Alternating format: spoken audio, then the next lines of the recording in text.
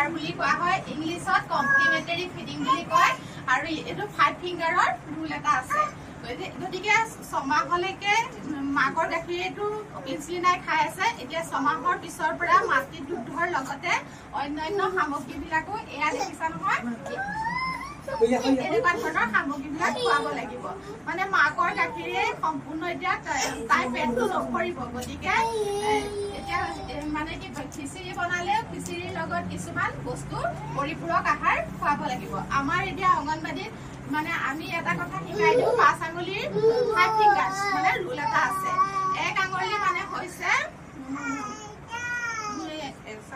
এচামুচ ঘিউ মানে কি তুমি যি নবনোৱা আজি পায়স বনাইছো ন পায়সতো এচামুচ ঘি দিছো আৰু খিচিৰি বনালেও এচামুচ ঘি দিব লাগিব ইয়াৰ এটো ঘি দিব পাৰা এটো অন্নপূৰ্ণা তেল দিব পাৰা তেল বা ঘি বা তেল দিব লাগিব তাৰ উপৰি ধৰা 2 আঙুলি হৈছে এটা বাটি এখন চামুচ তাইক মানে সদায় এটা বাটি আৰু এখন চামুচতে সদায় খোৱাবা হা তেতিয়াহে কিমান খাইছে গম পাব আৰু 3 আঙুলি মানে হৈছে মানে তিনটা খাই অতি কমেও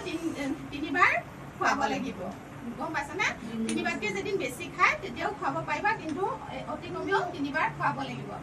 4 আঙুলি হৈছে মানে 4টা খাদ্যগুণ খোৱাব লাগিব এটা খিচিৰি যেনিবা তুমি বনালা এই খিচিৰি তুমি মচুৰ দালি দিলা তাৰ লগতে অলপ হেৰি দিলা অমিতা দিলা অকনমান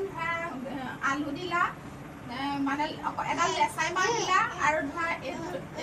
সজিনা পাত এটা দি দিলা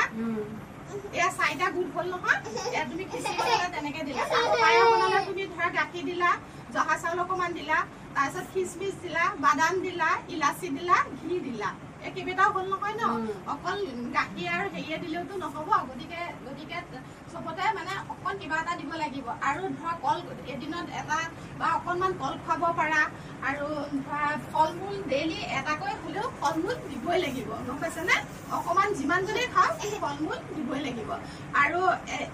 অকল এটা খাদ্যই যে খাই থাকিব সেইটো নহয় আজি তুমি খিচিৰি খোৱালা খিচিৰিৰ লগত আজি আকৌ বেলেগ এটা বস্তু দি খোৱালা আলু টুকু দি খোৱালা যেনিবা এনেকে সদায় বেলেগে তুমি খোৱাব লাগিব গম পাইছা মানে কি এতিয়া তাই 6 মাহ উপৰি 7 মাহত সোমাব নহয় গতিকে তাই খাদ্য বস্তুটো অকল মাকৰ গাখীৰে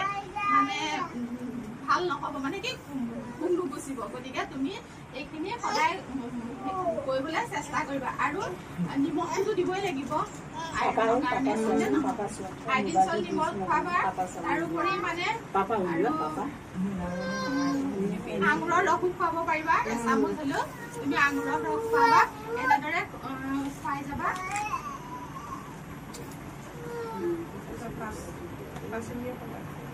আৰু সদায়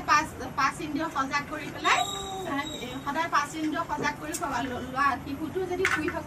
থাকে সেই শুই থকা অৱস্থাত তুমি খাদ্য বস্তু নোখোৱাবা শিশুটো এনেকে জগাই লৈ পেলাই 5 ইন্দ্ৰিয় সজাগ কৰি পেলাই তুমি খোৱাবা হা